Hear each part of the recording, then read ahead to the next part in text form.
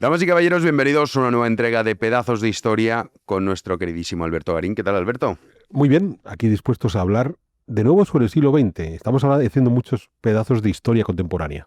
Hombre, es que hemos tocado mucho, pero es verdad que el siglo XX no lo habíamos tratado, bueno, no lo habías, que yo me incluya esto, es todo un acto de generosidad. No lo habías tratado y hay temas interesantes como el que vamos a abordar hoy, que es la Gran Guerra. Pero antes, votaciones a iVox, que es ahora o nunca. Eso es, estamos en Vota el... ahora o calla para siempre. Entonces, este programa, la primera vez que se va a emitir es el 1 de noviembre y la posibilidad de votar en los premios iVox 2025 se cierra el 3 de noviembre. Así que tal como dice Jano, en efecto es ahora o nunca. Sí, voten por Pedazos de Historia. Los que lo están escuchando a través de iVoox tienen el enlace, simplemente pinchar y es 2 clics. Pinchas y has votado. Bueno, y pueden votar también por En Libertad. Así que aprovechemos para hacer publicidad de tu programa. Bueno, sí, pero lo importante es que ganes tú. Vale. Es el de Pedazos de Historia. Y luego tenemos tu libro Renacimiento, que también para noviembre con el frío. Y pensando ya en la campaña de Navidad, ¿qué puedo regalar a ese primo que parece que es medio erudito? Pues es la gran ocasión de ofrecerle el libro de Alberto Garín. Lo divertido está en que después lo va a leer y se lo va a pasar bien. Y va a decir, oye, yo pensaba que esto del Renacimiento era una cosa densa y aburrida.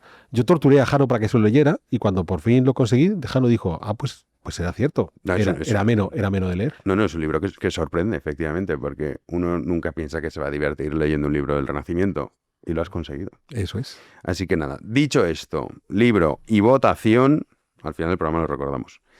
Vamos a hablar de la Gran Guerra. De la Gran Guerra, de la Primera Guerra Mundial. Sí, muchas veces la gente se confunde y cree que la Gran Guerra es el término que se utiliza para la Segunda Guerra Mundial y esto no es así, es para la Primera Guerra Mundial. Sí, porque además para su tiempo fue algo sorprendente. O sea, nunca se vivió una guerra. Es de lo que vamos a empezar a esbozar hoy, porque yo quiero explicar los orígenes de la Gran Guerra. O sea, por qué llegaron a ese nivel de confrontación tan brutal, por qué de repente enloquecieron todas las potencias europeas, salvo España, y se metieron a matarse entre ellas de esa forma tan salvaje, hasta el punto que ya digo, para ellos fue la Gran Guerra. Sí, porque muchos dicen, no, es que todo esto fue porque asesinaron el atentado a Francisco Fernando en Sarajevo, pero todo venía, o sea, bueno, es con lo que provoca la Gran Guerra, pero había un caldo de cultivo detrás. En efecto, vamos a partir del atentado de Sarajevo. Un atentado producido el 28 de junio de 1914, cuando fue asesinado el archiduque Francisco Fernando, sobrino y heredero de Francisco José, emperador del Imperio Austrohúngaro. Es muy curioso porque Francisco Fernando había acudido con su esposa a supervisar una serie de maniobras militares que se estaban llevando a cabo en esta ciudad de Sarajevo, la capital de una Bosnia que estaba bajo el control del Imperio Austrohúngaro desde hacía ya casi 5 décadas, con una situación un tanto reacia por parte de la mayoría de los bosnios hacia ese protectorado austriaco, y precisamente la presencia del archiduque de Francisco Fernando iba en la idea de lograr mejorar las relaciones entre la corona austrohúngara y sus súbditos bosnios. Es más, si algo caracterizó a la figura de Francisco Fernando fue su empecinamiento por lograr las mejores ententes siempre por medios pacíficos. Y lo más contradictorio es que un hombre que sobre todo abogó por la paz, su muerte terminó por desencadenar una de las guerras más terribles, en aquel momento la guerra más terrible que vivió nunca la humanidad. Como digo, Francisco Fernando ha acudido a esta cuestión de estas prácticas militares, va a la ciudad de Sarajevo, tiene una recepción en el ayuntamiento de la ciudad. Cuando va camino del ayuntamiento, un grupo de rebeldes bosnios, un grupo de rebeldes opuestos a ese protectorado austrohúngaro, financiados, apoyados, impulsados por los servicios de seguridad serbios. Recordemos que Serbia en ese momento ya era un reino independiente del Imperio Otomano y que estaba siempre con el temor de poder caer bajo la tutela del Imperio Austrohúngaro o incluso de su aliado natural, el Imperio Ruso. Pues bien, Serbia quería desestabilizar el Imperio Austrohúngaro, de modo que cualquier acción que pudiera provocar esa desestabilización a los austrohúngaros le resultaba interesante, y un atentado contra el príncipe heredero era clave. De modo que habían apoyado a este grupo de bosnios camino del ayuntamiento, se arroja una bomba sobre el coche en el que viajan el archiduque y su esposa. La bomba rebota, no afecta al archiduque, mata a varios miembros de la comitiva y algunos de los ciudadanos que estaban viendo pasar el desfile del archiduque.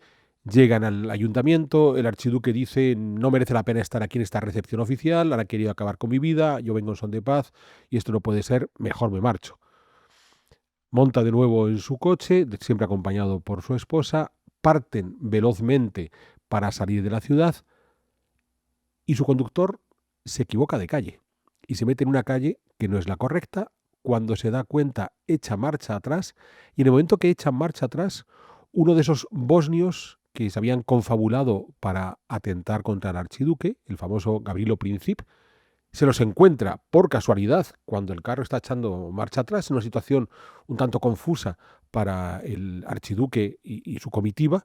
Y entonces Princip, que consideraba que ya era imposible acabar con la vida del archiduque, se lo encuentra, no voy a decir de frente porque estaba viniendo de retroceso el vehículo, saca la pistola, dispara 2 veces con tan mala fortuna que con esos 2 disparos acabó con la vida del archiduque y de su esposa. Cuando rápidamente fue controlado Princip, fue rápidamente detenido por los soldados que iban en la comitiva del archiduque. El archiduque y su esposa son trasladados a un hospital donde van a estar ya muertos. Y esto provoca una airada reacción por parte del gobierno austrohúngaro, que no tiene la menor duda que detrás de estos conspiradores, comenzando por el propio Princip, bosnios, está a la mano de la monarquía serbia, a la mano de los servicios de seguridad serbios. Lo que desemboca en un largo mes de julio, de ese julio de 1914, en el que hay toda una serie de intercambios entre, primero, el propio Imperio Austrohúngaro y el Reino de Serbia, exigiendo, reclamando, imponiendo ciertas condiciones para ver cómo se resolvía un atentado tan brutal. Era el heredero a la corona imperial quien había muerto, y otra serie de intercambios entre el resto de potencias, preguntándose si en el caso de que Austria-Hungría decidiera al final declarar la guerra a Serbia por ese atentado, quién iba a apoyar a quién. La cosa es que Austria-Hungría lanza un ultimátum tremendamente riguroso contra el Reino de Serbia, que Serbia no es capaz de aceptar, e incluso se llega a comentar que, aunque hubiera aceptado los diplomáticos austrohúngaros que estaban en ese momento en Belgrado, la capital de Serbia, tenían que hacer lo posible para que, incluso de ser aceptado, a lo mejor añadir nuevos puntos para tener claro que no se podía aceptar, y que de esa manera los austríacos tuvieran la excusa perfecta para declarar la guerra a Serbia y así parar los pies a este pequeño reino que desde demasiado tiempo atrás estaba siendo un inconveniente para los intereses de Austria-Hungría en los Balcanes. El resultado fue que Austria le declaró la guerra a Serbia el 28 de julio de 1914. El 29, que es lo que decía antes al comienzo del programa, esta locura de los cañones de agosto, aunque comenzaran justo a finales de julio, el 29 de julio se lanza una primera llamada a las armas por parte del Imperio de los Zares, de Rusia. La idea está en que hay que hacer una movilización. No está declarando la guerra a nadie, pero es consciente de que ante la dimensión del Imperio ruso, antes de declarar la guerra a cualquiera, hay que traer ejércitos de los lugares más remotos, así que se lanza una movilización. Ese lanzamiento, esa llamada a las armas por parte del Imperio ruso será utilizado a posteriori en las negociaciones de paz al final de la Gran Guerra por parte de los alemanes, diciendo: nosotros no abrimos el conflicto a escala mundial, fueron los rusos con esa movilización. Pero ya a partir del 1 de agosto todo se dispara. Alemania le va a declarar la guerra a Rusia, lo hará después contra Francia. Inglaterra decide declarar la guerra a Alemania y más tarde Francia e Inglaterra le declaran la guerra a Austria y ya está. Son esos días de agosto, esos terribles días de agosto donde todo se puso en marcha. Como decíamos al principio, lo que queremos hablar hoy aquí no es lo que sucedió en la Primera Guerra Mundial. Tendremos ocasión de hacer otro pedazo de historias al respecto, sino cuáles fueron las razones que llevaron a que en esos finales de julio y durante esos primeros días de agosto, la mayor parte de los gobiernos europeos enloquecieran y decidieran ir hacia un conflicto que ellos esperaban que fuera breve, aunque podía ser tremendamente violento, y en el que iban a resolverse, ¿qué iban a resolverse? ¿Cuáles eran los conflictos que en ese momento estaban enfrentando a Francia, Rusia, la Gran Bretaña, Alemania, Austria-Hungría, Serbia, y se añadirán Italia, el Imperio Otomano, Bulgaria? ¿Qué estaba ocurriendo para que todos tuvieran esa extraña necesidad de combatir unos contra otros? Pues bien, aquí hemos de ir levantando sucesivas capas que nos permitan entender qué es lo que terminó por provocar el estallido de la Gran Guerra, de la Primera Guerra Mundial, en ese agosto de 1914. Y voy a hacerlo a partir de capas muy amplias hasta llegar a hechos concretos en torno a esa fecha de ese agosto del 14. Quiero comenzar por una capa que nos puede parecer un tanto lejana, la de la Revolución Industrial. Entonces, sabemos que en el siglo XVIII se ha puesto en marcha un proceso de un cambio económico, tecnológico, social, que terminó por ser absolutamente transformador del mundo entero, que es la revolución industrial en la Gran Bretaña. Una revolución industrial que ya se había consolidado ampliamente durante la mayor parte del siglo XIX, no solamente en Europa occidental, había tenido su influencia en Europa oriental, en el Imperio de los Zares o en el propio Imperio Otomano. O sea, todo ese proceso de modernización adjunto a la revolución industrial había influido en la totalidad del viejo mundo e incluso, por supuesto, del nuevo mundo. Con una consecuencia que todos podemos entender perfectamente. Entre las grandes mejoras fruto de la revolución industrial fue una mejor producción de alimentos que permitió una mejor alimentación de las sociedades humanas, aparejado a ciertas mejoras en cuestiones de higiene y salud, que provocó una explosión demográfica notabilísima. Se preguntarán, ¿y esto qué tiene que ver con la Primera Guerra Mundial? Es algo muy llamativo.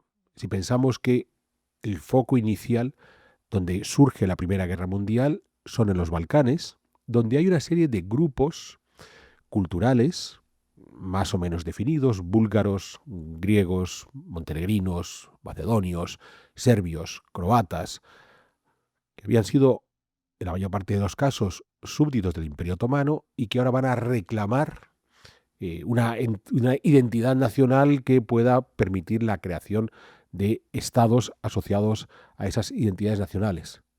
¿Por qué es importante la explosión demográfica de la revolución industrial? Pues porque para 1750 o para 1800 la cantidad de croatas, serbios, macedonios o montenegrinos que vivían en los Balcanes, con una identidad propia, con una cultura propia, eran muy pocos. Entonces, claro, como eran muy pocos, no tenían una capacidad real para llevar a cabo ningún tipo de reclamación. Es más, su conciencia nacional existía, sabían que tenían una forma religiosa propia, un idioma propio, una historia propia, pero no podían ir más lejos porque estábamos hablando de unos pocos miles en cada caso. Pero es que al cabo de siglo y medio, cuando saltamos para 1850, 1900, fruto de esa explosión demográfica, una de las virtudes de la revolución industrial, ya estamos hablando de donde antes eran unas decenas de miles, ahora tenemos millones de personas que ahora sí tenían una capacidad de reivindicar derechos identitarios que un siglo y medio atrás era imposible. Entonces, es muy llamativo, porque si hay una cuestión cuantitativa que nos va a permitir entender por qué en esta zona de los Balcanes, donde durante siglos los otomanos gobernaron de una forma más o menos permisiva sobre una gran cantidad de minorías, esas minorías no habían sido especialmente levantiscas en los siglos XVI, XVII o XVIII, pero sí lo son a finales del XIX, sencillamente porque son muchísimos más. Bien, hay una segunda consecuencia de la revolución industrial a tener en cuenta. Ya la explicamos en el programa que hicimos sobre el reparto de África. Esa obsesión de que el éxito de la revolución industrial en el caso concreto de los británicos estaba asociado a la construcción de un imperio. Y esencialmente el imperio era la India. Un éxito en el cual resulta que para que mi revolución industrial esté bien engrasada y funcione de la manera más eficiente, necesito un imperio que me abastezca de materias primas, siempre lo más simplificador para esta explicación es el algodón indio llega a las fábricas textiles inglesas y ese propio imperio consuma las materias elaboradas. Los indios compren los tejidos ingleses. De modo que las potencias europeas se embarcan en esa supuesta solución mágica del imperialismo como la forma definitiva para que la revolución industrial en Francia, en Alemania, en Italia, en Rusia, en Austria, termine de afianzarse. Hemos hecho programas sobre la revolución industrial, les invito a que los busquen. Este principio del imperialismo como el aval definitivo de la revolución industrial es falso. Falso además por dos razones evidentes. Es una consecuencia, ¿eh? O sea, el imperialismo, digamos que fue rizar el rizo, ya cuando la revolución industrial está en marcha en Inglaterra, se lanzan ese modelo imperialista. Falso por dos razones. Una es la que acabo de mencionar. En Inglaterra, la revolución industrial ya estaba en marcha desde un siglo antes, casi siglo y medio, de que se estableciera el famoso Raj de la India. O sea, mucho antes de que se constituyera ese gran imperio, mucho antes de que Inglaterra perdiera las colonias de Estados Unidos, la revolución industrial ya funcionaba en Inglaterra. Es decir, la revolución industrial no necesitó del modelo imperialista para ponerse en marcha. Pero es que lo más llamativo está que a finales del XIX, principios del siglo XX, el principal rival europeo desde el punto de vista económico, comercial, mercantil, manufacturero en Europa, de Inglaterra, era Alemania, un país que prácticamente no tenía imperio. Es decir, un país que había sido capaz de llevar a cabo una revolución industrial tan exitosa como la inglesa, en un plazo más pequeño, llegando prácticamente a los niveles productivos de Inglaterra, sin tener imperio. Y sin embargo, se obsesionaron con esa idea de que solo podían asentar de una forma amplia la revolución industrial si creaban un imperio. En ese sentido, Jano, es lo que nos puede estar ocurriendo, por ejemplo, en nuestro mundo contemporáneo, cuando vivimos obsesionados con hay que tener energías limpias, porque si no tenemos energías limpias, estamos condenados a que el mundo desaparezca. Bueno, esto sería un poco, llevándolo al día de hoy, la cuestión de las políticas medioambientales, estos suicidios energéticos absurdos y estúpidos por parte de las naciones, ¿no? Eso es, de repente nos empecinamos en que si eliminamos un exceso de producción de CO2 vamos a lograr que no sabemos qué, porque fuera de Europa el resto del mundo sigue utilizándolo, de modo que aparte de destrozar la economía europea no conseguimos nada más. De momento esto es lo que ha pasado, pero los chinos por la labor no parece que estén, ¿eh? Queremos seguir mejorando pedazos de historia en nuestro canal Big One Media y para eso necesitamos todo vuestro apoyo en nuestro club de socios, de modo que únete a nosotros y así estamos seguros de poder seguir ofreciéndote programas de calidad y además, en algunas de nuestras categorías de socios, nos puedes compartir tus inquietudes en historia y si somos capaces, trataremos de resolvértela. De modo que mira en la descripción de este programa y allí tendrás el link que te va a llevar a esa posibilidad de convertirte en uno de nuestros socios y con ello ayudarnos a seguir mejorando nuestros programas. Pero más allá de esta política imperialista a la que volveré dentro de un momento, hay otra circunstancia de la revolución industrial que no explica el origen de la Primera Guerra Mundial, pero que fue clave para entender la brutalidad de esa Primera Guerra Mundial. Y es que esa revolución industrial llevó aparejado una revolución en la industria armamentística notabilísima. Entonces, la capacidad de producir nuevas armas, pero además armas que, pudiendo haber existido en los años previos a la Primera Guerra Mundial, no habían sido utilizados de la forma tan sistemática como van a ser empleados durante esa Primera Guerra Mundial. Aviones, submarinos, ametralladoras, ahora sí se van a incorporar. Entonces, esa brutalidad, esa cantidad de muertos que va a provocar la Primera Guerra Mundial es el resultado de ser la primera gran guerra que puede apoyarse sobre una producción armamentística de pleno nivel industrial. Es muy curioso. Murieron muchísimos más soldados franceses, británicos o italianos en la Primera Guerra Mundial que en la Segunda Guerra Mundial. Hombre, en el caso de los franceses podríamos entenderlo, porque Francia, digamos que tuvo pocas acciones de combate en la Segunda Guerra Mundial. Al comenzar en el 40, después se firma el armisticio y después la incorporación de algunas fuerzas francesas a partir del 44. Bueno, había una ya en el 43 en el norte de África. Bien, Entonces eso podría explicar por qué hay más muertos franceses en la primera que en la segunda, pero ¿y los británicos? O sea, los británicos participaron activamente durante toda la Segunda Guerra Mundial, desde la defensa de Inglaterra, desembarco en Normandía, el frente en el norte de África y en el extremo oriente y algunas operaciones por ahí intermedias, qué sé yo, cuando los sacaron a patadas de los Balcanes a comenzar la Segunda Guerra Mundial. Y sin embargo, murieron muchos más soldados británicos en la primera que en la segunda. ¿Por qué? Porque entraron en esa vorágine de una guerra industrializada. Pero bueno, esto ya digo, esto ya se aleja de lo que yo quería hablar sobre los orígenes de esta Primera Guerra Mundial. Por tanto, estamos en un mundo donde la población ha crecido de forma notabilísima, lo que lleva a unas reclamaciones por parte de esa población de una serie de derechos, y donde ese modelo imperialista va a provocar que, junto a aquellos que reclaman naciones propias, hay otros que quieren que las naciones ya establecidas se conviertan en grandes imperios. En ese sentido, la segunda gran capa a entender es la del nacionalismo, porque es algo que había surgido a partir de la Revolución Francesa, ese concepto de Estado-nación, que es un concepto, lo hemos mencionado en muchos pedazos de historia previos, es un concepto excluyente, y esto es fundamental entenderlo. La nación es algo que ha podido existir como parte de la historia de la humanidad desde hace siglos y no milenios. Yo puedo sentirme integrado dentro de un grupo humano con el que me siento reconocido, en muchos casos, por haber nacido en el mismo sitio en común con todos ellos, entonces tener una serie de referencias familiares, paisajísticas, culturales comunes. Los estados también existen desde hace milenios, pero la idea de que la nación, donde yo me reconozco con el resto de mi grupo por una serie de rasgos muy bien definidos, tenga que ser equivalente y exclusivo del Estado, ese es el gran invento de la Revolución Francesa. Y digo que son excluyentes porque el objetivo está en que hay que uniformar, hay que homogeneizar esos estados. Y esa homogeneización no pasa por la inclusión de todos los miembros. Por ejemplo, cuando la Revolución Francesa establece el Estado-Nación, la idea no es, por ejemplo, incluir a los antirrevolucionarios. Esos no responden al modelo de Estado-Nación de la Revolución.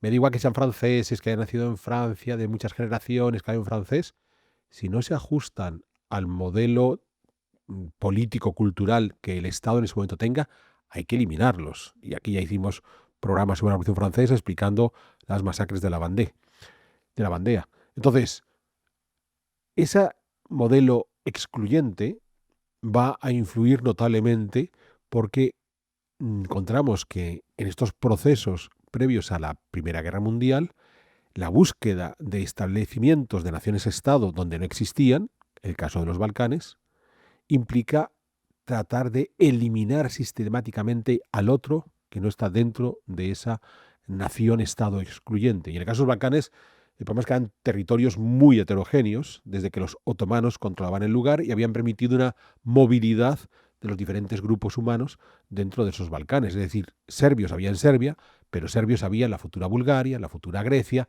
o en la futura Turquía. Bien, y lo mismo ocurría con el resto de minorías. Pero es que el salto importante que se había hecho, que lo hemos mencionado antes, durante el siglo XIX, es cuando las naciones-estado ya consolidadas consideraban que la forma de proyectarse como naciones-estado, además exitosas, y un éxito vinculado al crecimiento económico, a la revolución industrial, pasaba por la creación de un imperio. Algo que no deja de ser contradictorio, porque en el momento que tú establecías un imperio, podía ser incluyendo dentro de ese imperio a grupos humanos a los que habrías excluido previamente, porque no responden a tu cultura, no son de tu idioma, no son de tu religión, pero no importa, porque yo pertenezco a una nación-estado exitosa y puedo subyugar a otros territorios a los que no voy a considerar como nacionales, forman parte del imperio, son mis colonias, es lo que había pasado en el reparto de África, pero se van a sentir de alguna forma bendecidos de formar parte de mi imperio. Ese concepto que los británicos manejaban de que no importa que mis súbditos en la India o en África o en el Caribe no estén al mismo nivel que los ciudadanos de Inglaterra. Es tan maravilloso ser súbdito del mundo británico que merece la pena vivir en una condición secundaria a cambio de ese privilegio de ser súbdito británico. Bien, esa mezcolanza la obsesión por los estados-nación, en el caso de donde no existían, que es lo que ocurre en los Balcanes, más la obsesión de los estado-nación existentes queriendo construir imperios, es otra de las capas que envuelven lo que va a suceder después en la Primera Guerra Mundial. Y es muy llamativo, porque aquí vivimos en la contradicción de que la mayor parte de los estados europeos de finales del siglo XIX aspiraban a seguir modelos de gobierno, entre comillas, liberales. Los había más aperturistas, como podían ser la propia Gran Bretaña, como podía ser Francia, los había más conservadores, como podía ser Rusia, como podía ser Austria-Hungría. Bien, pero digamos que abogaban por un modelo cada vez más liberal, pero siendo el 99% de ellos monarquías. Sí, monarquías. Cuando comienza la Primera Guerra Mundial, o mejor aún, cuando está a punto de acabar la Primera Guerra Mundial, de todos los involucrados en la guerra, solo había 2 repúblicas, que eran Francia y Estados Unidos. El resto eran todo monarquías, todo.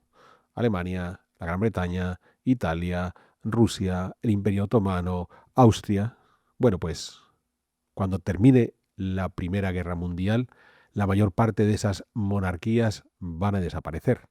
Hemos de pensar que de todos los países que estuvieron involucrados en la Primera Guerra Mundial, en nuestro mundo contemporáneo solo se conservan 2 monarquías, Bélgica y la Gran Bretaña. Todos los demás, que salvo Francia eran monarquías, todos desaparecieron.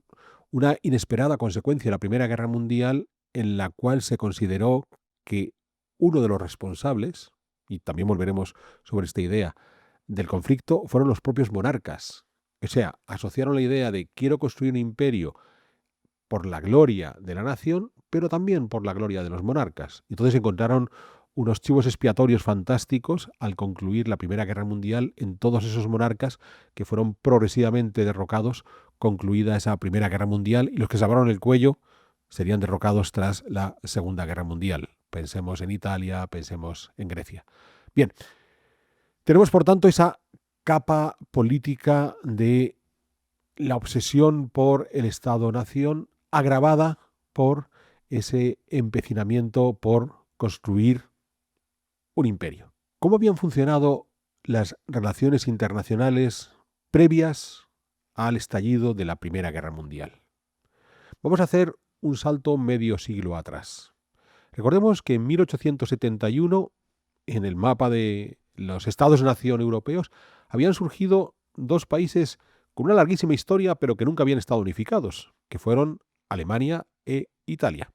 En el caso de Alemania, gracias al buen hacer del canciller alemán Otto von Bismarck, quien, enfrentándose a la Francia de Napoleón III, le había derrotado en esa guerra franco-prusiana, en la batalla de Sedan, fruto de la cual logró Bismarck unificar a todos los territorios de habla alemana, a excepción de Austria. Una unificación que además fue firmada y sellada en el Palacio de Versalles, en las cercanías de París, demostrando así que Alemania lograba unificarse en contra de los intereses de la que era la gran potencia de la Europa continental, que era Francia. A partir de ahí, Bismarck entendió 2 cuestiones importantes. 1. El único elemento que podía desequilibrar la paz en Europa era que Francia pudiera volver a competir dentro de su empecinamiento por pelearse contra las otras potencias europeas.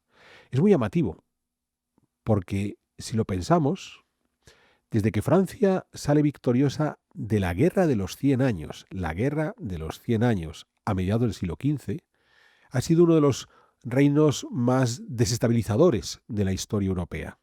O sea, esa Francia exitosa, la Guerra de los 100 años, es la que inmediatamente después se mete entre todas las larguísimas guerras italianas, donde vamos a encontrarnos pues las peleas, qué sé yo, de Carlos VIII, Luis XII contra los reyes católicos, de Francisco I contra Carlos V, de Enrique II contra Felipe II. Está el pequeño intervalo de las guerras de religión, una guerra civil dentro de Francia, pero después vuelven las campañas de Luis XIII y Richelieu contra los Habsburgo, mucho más las de Luis XIV, un Luis XIV que se pone cabezón incluso en la guerra de sucesión española a comienzos del siglo XVIII, un Luis XV que se muestra con sus tropas claramente enfrentado a los intereses de los británicos durante el siglo XVIII, un Napoleón a comienzos del XIX que altera por completo la estructura política de Europa, o su sobrino Napoleón III que intervenía por igual en Crimea que en Italia, buscando de nuevo esa grandeur de Francia. Muy llamativo porque Bismarck, un gran estudioso de la historia, dijo, es que quien está jodiendo constantemente Europa son los franceses con su ánimo belicoso de andar buscando cómo engrandecer el país. De modo que la primera medida era mantener a Francia aislada, incapacitarla para que pudiera volver a ser quien incentivara todos estos combates. Y el resultado son los famosos sistemas bismarckianos, en los cuales lo que hace Bismarck es establecer una red de alianzas con las otras potencias europeas. El primer sistema donde consigue la alianza de la nueva Italia con Austria-Hungría, la primera alianza es Austria-Hungría, Rusia y Alemania, de modo que Francia no tiene un gran aliado al que apoyarse, Inglaterra iba a su bola en ese sentido, y luego ya la segunda alianza, esta vez sí, Alemania, Italia, Austria, con un acuerdo personalizado Alemania con Rusia. De nuevo, Francia quedaba fuera de la ecuación e Inglaterra seguía haciendo su desarrollo propio. Eso lo que permitía es que Francia, como elemento destabilizador, dejara de participar porque no tenía aliados y no se podía poner a pelearse contra todo el mundo. Pero la segunda pata en la que se apoyan los sistemas bismarckianos era la negociación. O sea, Bismarck es un hombre obsesionado porque frente a cualquier conflicto lo mejor es sentarse a negociar. Lo vamos a ver a continuación en la famosa guerra ruso-turca de 1877-78, resuelta de una forma un tanto confusa. Bismarck dijo, a ver, sentémonos a negociar. Conferencia de Berlín, 1878. En el reparto de África, al que ya hemos dedicado un pedazo de historia, igual, que los europeos se pueden pelear por África, sentémonos a negociar. Conferencia de Berlín, 1885. Bien, ese modelo bismarckiano se va al carajo cuando llega un nuevo Kaiser a la cabeza del Estado alemán, Guillermo II, que prescinde de Bismarck, lo margina, y Guillermo II considera que esos paños calientes de Bismarck no eran necesarios. La Alemania ya unificada y convertida en una potencia económica, como decía al principio, gracias a los éxitos de la Revolución Industrial, se puede permitir el lujo de no tener que estar negociando con unos, con otros, creando alianzas y demás, de modo que ya no hay que preocuparse y a lo mejor ya podemos lanzarnos a una aventura un tanto más atrevida. Y entonces eso va a romper ese segundo sistema bismarckiano y en esencia lo que va a conseguir es un acercamiento entre Francia y Rusia, de modo que esa Francia desestabilizadora vuelve a tener el apoyo de otra potencia con la que de repente, si quiere entrar en combate, por ejemplo contra Alemania, ahora sí se va a atrever, ya no es un país aislado. Bien, sigamos quitando capas. La otra capa, y ya vamos bajando al espacio más concreto, era el caso específico de los Balcanes. ¿Qué teníamos en los Balcanes?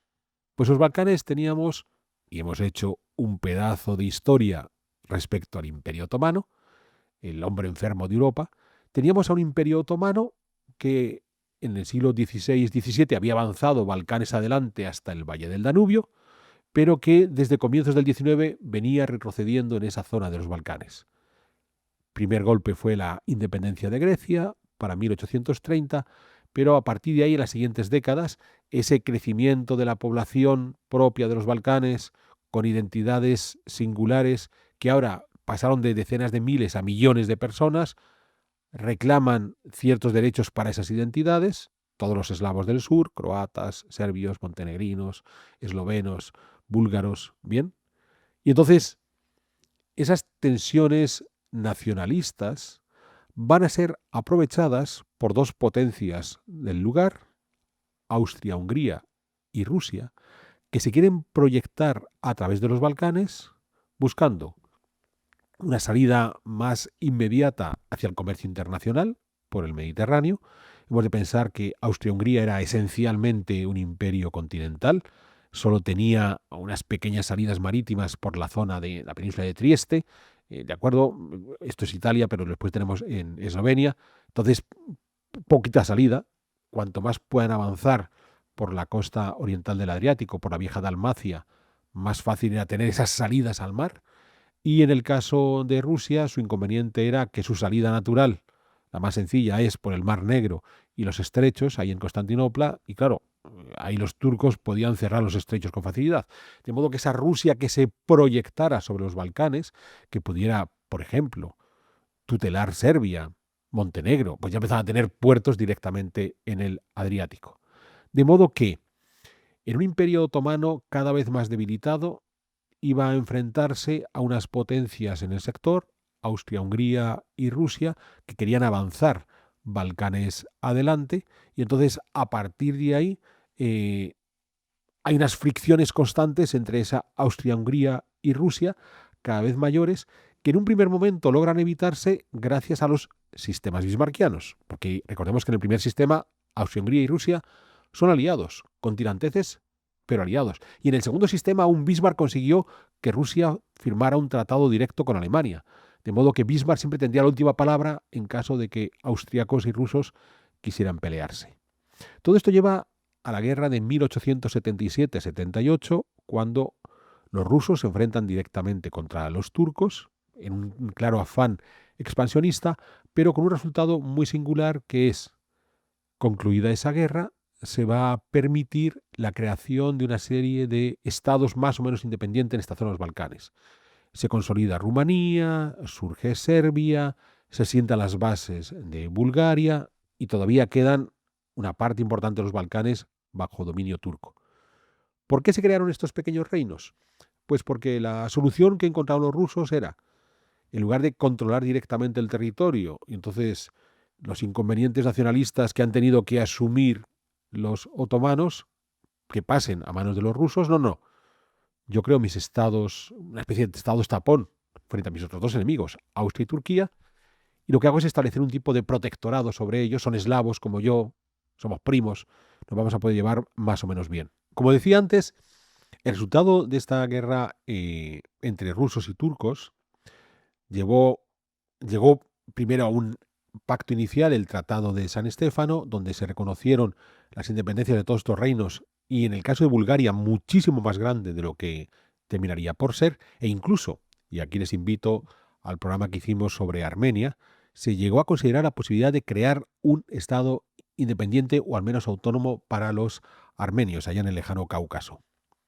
Eso rompió un poco los equilibrios porque de repente se le daba demasiada preponderancia a Rusia sobre el Imperio Otomano, puesto que iba a tener estados protegidos por los rusos, tanto en los Balcanes como en el Cáucaso. Entonces Bismarck llamó a todos, los sentó en Berlín, conferencia de 1878, y logra reestructurar, reduce la influencia rusa en los Balcanes y a su vez elimina, por ejemplo, la posibilidad de crear una Armenia independiente, y se empieza a generar una Bosnia que va a dejar de ser dependiente de los turcos para pasar a ser un protectorado de los austriacos, y de esa manera se logra un balance en esa presencia en los Balcanes entre los austrohúngaros y los rusos. Lo cual nos lleva a la siguiente capa, la capa del nacionalismo eslavo en estos territorios de los Balcanes, que era la que yo hacía referencia al comenzar este programa cuando recordaba el atentado de Sarajevo, donde un grupo de independentistas bosnios, para destabilizar Austria-Hungría, atentaron contra el archiduque Fernando, porque lo que pretendían era, con esa destabilización, quizás lograr un margen de independencia para Bosnia. Es muy interesante porque cuando estamos hablando del nacionalismo eslavo, nos vamos a encontrar con una doble vía de ese nacionalismo eslavo. Una doble vía que ha provocado conflictos hasta tiempos muy recientes, porque las guerras de Yugoslavia de finales del siglo XX estuvieron todavía encuadradas dentro de esa doble visión del nacionalismo eslavo. Por un lado, se planteó la posibilidad de lograr por fin la independencia de todos estos eslavos del sur, de todos estos eslavos de los Balcanes, tanto de la potencia dominante previa, los otomanos, que eran los que de alguna forma ya se os habían quitado de encima, como de la nueva potencia dominante, los austriacos. Y la idea era al final configurar un estado único de estos eslavos del sur, que era Yugoslavia, el país de los eslavos del sur. Detrás de esta idea, digamos, que concentra a todos los eslavos, estaba el reino de Serbia, con lo que a la larga nos encontrábamos ante una situación muy singular, porque los serbios consideraban que los otros eslavos, los croatas, los eslovenos, los montenegrinos, los bosnios, los macedonios, iban a quererse integrar dentro de ese nuevo reino. Y terminaron por lograrlo, porque sí que hay una primera unificación después de la Primera Guerra Mundial, que se descompuso al arrancar la Segunda Guerra Mundial, y de nuevo una segunda reunificación tras la Segunda Guerra Mundial, que se descompuso en los años 90 del siglo XX con las guerras de Yugoslavia. O sea, sí hubo un intento de unificación de los eslavos del sur, abanderados por los serbios, que a la larga venía a ser una especie de réplica de lo que yo he contado antes, lo que habían hecho los estados-nación de la Europa occidental. Una vez consolidados como Estado-nación, Reino de Serbia, me lanzo a una ampliación de fronteras incluso más allá de lo que mi Estado-nación inicial homogéneo se podía haber planteado. Y entonces generó una especie de paneslavismo y trato de agrupar a todos. Frente a eso, lo que nos vamos a encontrar son las tiranteces de los propios eslavos del sur, que no terminan de ver clara la idea de que tengan que estar todos agrupados bajo la mano de los serbios. Es curioso porque al final, cuando pensamos en el caso del atentado de Sarajevo, cuando Princip mata al archiduque Francisco Fernando, lo que tenía en la cabeza era buscar un camino para lograr la independencia de Bosnia. Lo que los servicios de seguridad serbios tenían en la cabeza haciendo que Princip cometiera el atentado era conseguir quitar a Bosnia de la tutela de Austria para incorporarla a ese reino de Serbia. Entonces, claro, estas tensiones entre un paneslavismo de los eslavos del sur frente a las disensiones que podía haber entre los eslavos quedaron claramente reflejadas en las llamadas guerras balcánicas. En 1912 estalla una guerra, simplificándolo mucho, entre los diferentes estados independientes que hay en los Balcanes, en esencia Serbia, Grecia, Bulgaria, contra el Imperio Otomano, que todavía tenía una gran cantidad de territorio dentro de este espacio balcánico. En esencia, lo que en la actualidad vendría a ser Albania, Macedonia del Norte, el nororiente de Grecia. Bien, eso es lo que todavía controlaba el Imperio Otomano en estos Balcanes. El resultado de esa guerra es que prácticamente fueron expulsados los turcos de los Balcanes, salvo la porción de Tracia que controlan hasta hoy, la Turquía europea. Bien, con esa solución de eliminar a los otomanos, pareciera que se estaban abriendo las puertas a un posible paneslavismo del sur, donde todos se agruparan, pero es muy llamativo, no solamente que los griegos no se consideraban parte de ese grupo de eslavos, con lo cual los griegos en ese reparto de la tarta querían llevarse su parte y si se pueden excluir a los eslavos, mejor, bien, sino que hubo un singular enfrentamiento en ese intento de acaparar el territorio entre Serbia, que aspiraba a esa gran Yugoslavia, y Bulgaria, que en esa primera guerra balcánica de 1912 es quien se llevó la mayor parte del territorio que antes era de los otomanos.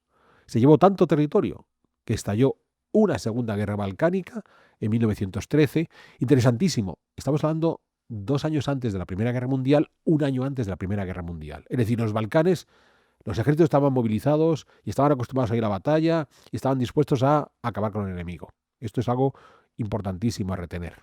Pues bien, lo que nos está sucediendo es que en esa Segunda Guerra Balcánica de 1913, las coaliciones se van a cambiar y ahora vamos a encontrar a Serbia y Grecia siempre juntos, pero ahora unidos al Imperio Otomano contra Bulgaria, tratando de reducir todas las ganancias que Bulgaria había tenido y tratando de ser Serbia, Grecia y los propios otomanos los que se repartieran de nuevo el territorio que existía antes.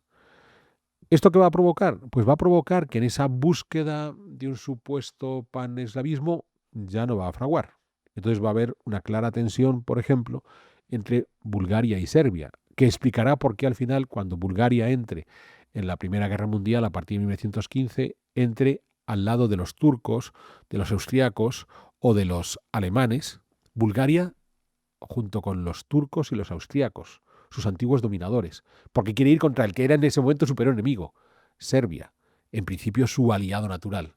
O sea, eran dos países que no existían, que habían surgido durante la segunda mitad del siglo XIX peleando contra los turcos, defendiéndose de los austríacos, y terminaron la Primera Guerra Mundial por enfrentarse entre ellos. Claro, aquí es donde entran todas estas dinámicas que yo explicaba en esa capa política de los nacionalismos. Entonces, como vemos, la complejidad del fenómeno era realmente enrevesado.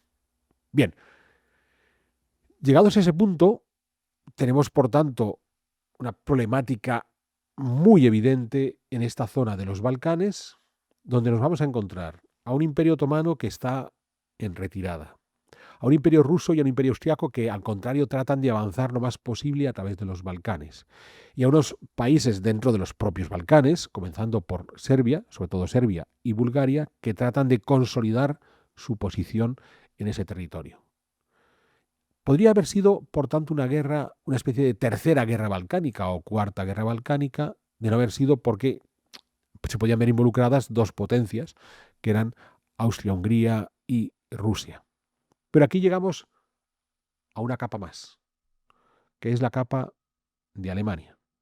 Una Alemania que hasta cierto punto lo que ocurría en los Balcanes no tenía por qué ser un problema, si no fuera porque de repente Alemania consideró que en esas peleas, en esas rivalidades entre Austria y Rusia, buscando esa salida hacia el Mediterráneo, esas rutas comerciales, Alemania tomó partido por los otomanos. Y Alemania consideró que el Imperio Otomano ya se había reducido de forma notable y quizás era el momento de echarle una mano y evitar que aquello se siguiera desgajando. Claro, no era gratuito lo que Alemania se proponía al convertirse en el protector del Imperio Otomano. Por un lado, el caso de los Balcanes estaba sin resolver. A lo mejor nunca se iba a resolver. A lo mejor esos países que estaban surgiendo, las Serbias, Bulgarias y demás, terminaban por ser un tapón frente a los intereses de Austria y de Rusia. Eso quiere decir, por ejemplo, que si los rusos querían comerciar, tendrían que seguir pasando por los estrechos, en el Bósforo, en los Dardanelos, ahí en Constantinopla. De modo que ser amigo de los turcos a los alemanes les permitía cerrar el grifo ruso. Pero es que además, si bien es cierto que la Gran Bretaña había conseguido el protectorado sobre Egipto y por tanto el canal de Suez en su ruta a la India, ser amigo de los turcos suponía controlar la orilla oriental del Mar Rojo, por donde esos buques ingleses iban hacia la India. Así que a Alemania también le interesaba esa amistad con los turcos porque también podía bloquear a los ingleses. Es decir, en ese conflicto de los Balcanes, querer apoyar al que en principio era el más débil, los otomanos, para los alemanes eran todo ventajas no por el conflicto de los Balcanes per se, sino en su pelea por ser la cabeza económica y política del mundo. Una pelea donde estaba rivalizando esencialmente con la Gran Bretaña. Entonces, ya vivían obsesionados con la idea de Gran Bretaña ha sido exitosa por su imperio. Y los alemanes dijeron, pues vamos a hacer dos cosas. Vamos a bloquear el imperio, la ruta a la India, y vamos a construir nuestro propio imperio, que es cuando están avanzando por África, fruto de aquel reparto de África al que ya le hemos dedicado un pedazo de historia. Y entonces llegamos a la última capa, que nos va a permitir explicar esa Primera Guerra Mundial. ¿Quién está aliado con quién en ese juego de fuerzas en las que lo que se pretende es quién se va a quedar a la cabeza de ese mundo que puede emerger de un nuevo combate? Claro, cuando estamos hablando del juego de alianzas, que es lo que habitualmente nos explican, y tú te acuerdas, Jano. Bueno, esto es lo que te explican en el colegio, que tenías la triple alianza, que estaba Alemania, Austria y Turquía, en principio. En principio, sí. Pero luego estaba Italia por ahí que se cambió de bando 7 veces. Uh-huh. Y luego la triple entente que era Francia, Rusia e Inglaterra. Pero también en principio, claro. También en principio. Sí, pues cuéntanos por qué tan en principio. La triple alianza, la triple entente. Era un modelo completamente diferente al que había utilizado Bismarck, el que tenía el Kaiser Guillermo II, porque frente a la búsqueda de un modelo de paz armada pero negociada que había tenido Bismarck, Lo que el Kaiser hizo fue generar unas alianzas claramente bélicas.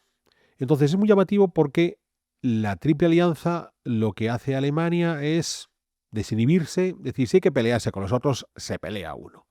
Y entonces en esa Triple Alianza había conseguido, por un lado, el apoyo de Austria, de modo que, en cierta manera, tomaba partido en las rivalidades entre Austria y Rusia, porque Alemania va a apoyar a Austria, y luego el apoyo de Italia, ¿vale?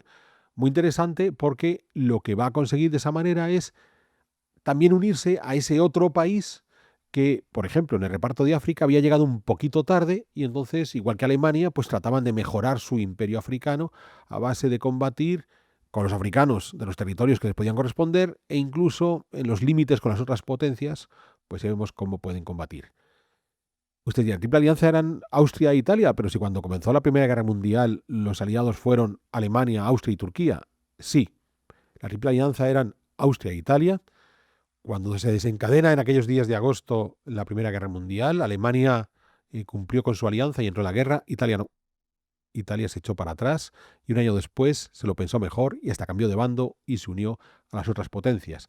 Por el camino, Alemania, en ese comienzo de la Primera Guerra Mundial, por el camino Alemania logró involucrar a su otro aliado, que como acabo de decir era el Imperio Otomano. Entonces, en esa alianza, en esa Triple Alianza, lo que sobre todo va a ocurrir es que cuando Austria declare la guerra a Serbia y Rusia movilice sus tropas por si tiene que ayudar a Serbia, Alemania cumple su compromiso y le anuncia a Austria que sí va a ir a la guerra junto a los austríacos y declara la guerra a Rusia.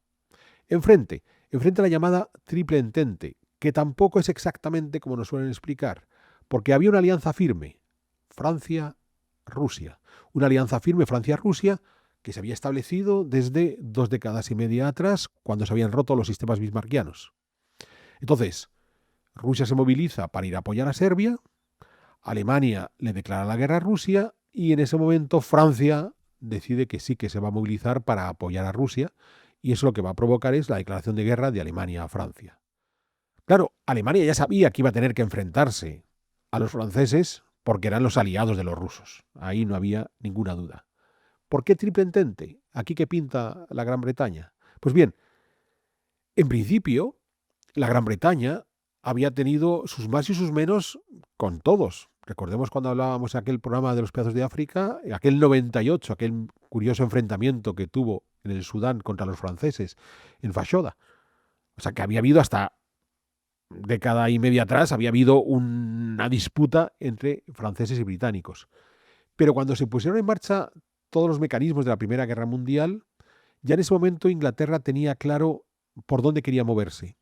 Y había 2 razones fundamentales para apoyar primero a Francia y a Rusia que al otro grupo, al de Austria y Alemania. Las 2 razones fundamentales eran, uno, en el imperio, en el famoso imperio de la India, la mayor parte de la frontera con otra potencia europea era con Rusia. Recordemos el famoso caso de Afganistán, o incluso esa Persia, ese Irán, que de alguna manera protegían a medias Rusia e Inglaterra. Y aquí apelo a los pedazos de historia que hemos hecho sobre Irán. Llevarse mal con Rusia para los ingleses podía ser un problema, porque bueno, Alemania podía enviar sus barcos a atacar Suez, pasar al Mar Rojo, mandar sus tropas por Arabia y desde allí hacer algún problema por el Mar Rojo, pero la cosa se complicaba un montón. Pero es que Rusia tenía frontera. O sea, Rusia solamente tenía que cruzar Afganistán y se plantaba en la India en un momento. Entonces, Inglaterra, pensando en su gran imperio, llevarse mal con un vecino inmediato al imperio no era buena idea. Pero es que además los ingleses dijeron, ojo, que es que estos franco-rusos pueden perder la guerra. O sea, Francia ya perdió la guerra franco-prusiana en 1870-71. ¿Qué ocurre si vuelve a perder? Pues lo que ocurriría es que las tropas alemanas se podían plantar en la costa sur del Canal de la Mancha. Y a los ingleses no les apetecía nada tener a su gran rival económico-político en ese momento en la costa sur del Canal de la Mancha, porque eso le desvirtuaba por completo todas sus rutas comerciales. De modo que las ciertas simpatías que había ido mostrando en los años previos con Francia y con Rusia terminaron por desembocar en que se uniera a ese movimiento. Pero ya digo, no tendría por qué haber sido algo inmediato y natural. Otra cosa es que hicieron sus cálculos geopolíticos, y dijeron, no, por supuesto que entre que esta guerra la pueda ganar Alemania de nuevo, pero una Alemania refortalecida frente a la guerra franco-prusiana, o parar los pies, mejor le paramos los pies. Y de ahí que terminaba por establecerse esa entente tan singular de la Gran Bretaña, Francia y Rusia combatiendo inicialmente contra Austria y Alemania, a la que después se añadiría el Imperio Otomano. Por supuesto, en todo este lío también está Serbia, ¿eh? Una Serbia que inicialmente logró pararle los pies a los ejércitos austriacos hasta en 3 ocasiones.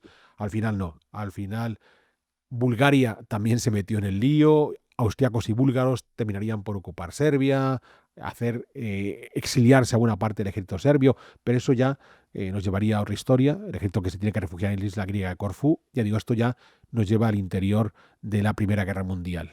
Lo que yo quería mostrar, que era el objetivo de este programa, son que cuando explicamos las razones del inicio de la Primera Guerra Mundial, no solamente fue el atentado contra Francisco Fernando, eso fue el casus belli, el detonante. Detrás de eso, todo lo que hemos visto.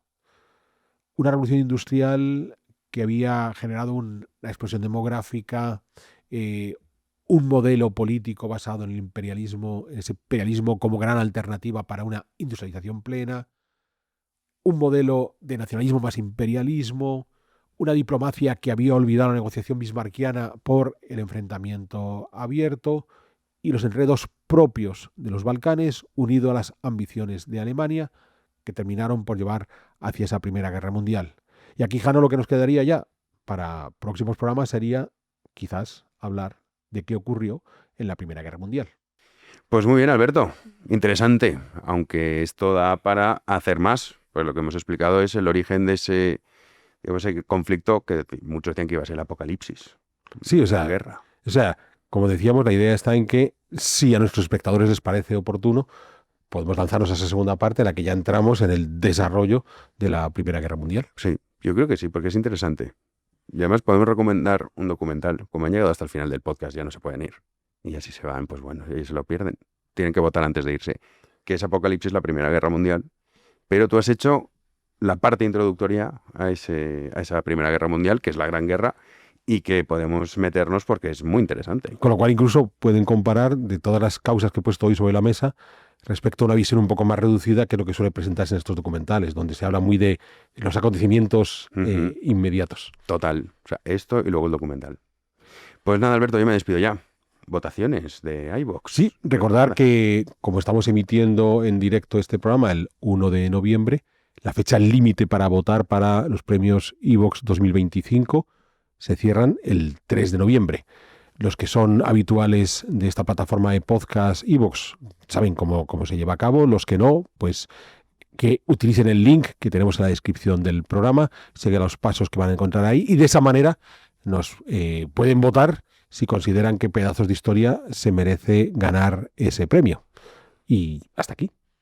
Pues nada, voten para que Alberto, el próximo programa, tenga aquí el premio de iVoox. ¿O no lo dicen tan pronto? Lo hice en muy pocos días. Ah, sí, pues mira, pues a lo mejor ya puedes lucirlo. A lo mejor en el siguiente no, pero en 2 programas sí. Bueno, puede ser que también fracasemos en el intento. Puede ocurrir. Dependemos de los oyentes y de los espectadores. Claro que sí, que voten, que son 2 clics. Pues nada, yo ya me despido, querido Alberto, un placer como siempre. Muy bien, y a ustedes, como siempre, muchísimas gracias por acompañarnos. Invitarles, como siempre, a que la mejor forma de garantizar que podemos seguir haciendo estos programas en B1 es convirtiéndose en socios de nuestro club. Y no me queda más que emplazarles a futuras ediciones de Pedazos de Historia.